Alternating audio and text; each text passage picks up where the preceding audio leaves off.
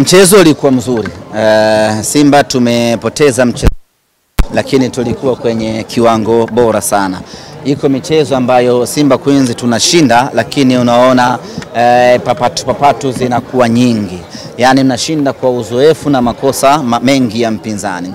Mechi ya leo pamoja na kwamba tumepoteza, lakini tumeshuhudia ubora wa hali ya juu sana wa wachezaji wa Simba Queens.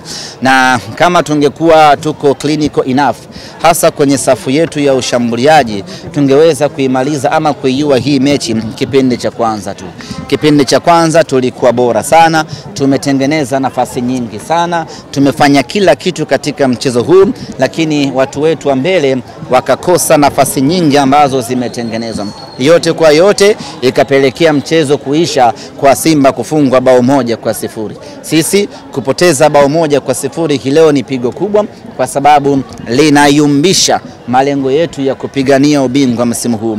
Kwa kupoteza huku, maana yake ni kwamba tunakwenda kumpa faida zaidi mpinzani wetu ambaye ni JKT Tanzania kwenye kuania mbio za ubingwa. Lakini sisi Simba Queens hatujakata tamaa, bado tunao nafasi ya kuipigania Simba Queens kwenye mechi ambazo zimesalia. Na uzuri ni kwamba wapinzani ama mpinzani ambaye tunapigania naye ubingwa, kwa maana JKT Queens, bado tuna mchezo naye mmoja mkononi. Kwa hiyo mimi na yeye, kwa maana mimi na JKT ama sisi na JKT, ndiyo mechi itakwenda kuamua nani aondoke na ndoo msimu huu. Nyie na JKT wawili tu? Ya, sisi na JKT, kwa sababu kimwangalia Yanga Princess bado yuko chini sana.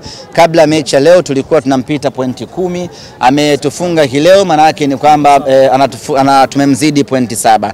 Pointi 7 ni gap kubwa sana kwenye ligi kama hii yenye ushindani. Kwa hiyo JKT kabla mechi ya leo tulikuwa tunamzidi alama 2.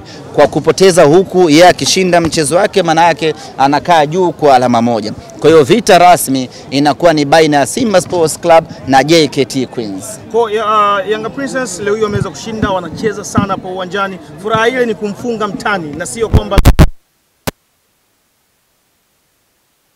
hayao hasa ni ipi, lakini always timu ndogo inapoifunga timu kubwa lazima wapate furaha kama hiyo.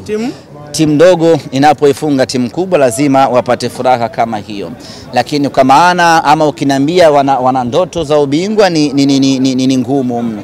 Kwa hiyo walichokifanya wao, wametimiza malengo yao. Malengo yao ni kumfunga Simba, kwa hiyo wana kila sababu ya kusherehekea, na hivyo anapofanikiwa kuifunga timu kubwa lazima aselebuke. Sisi tunarejea katika uwanja wa mazoezi na kuangalia mechi ya leo, pamoja na kwamba tulikuwa bora, lakini tumekosea wapi kiufundi na kuweza kuruhusu bao 1.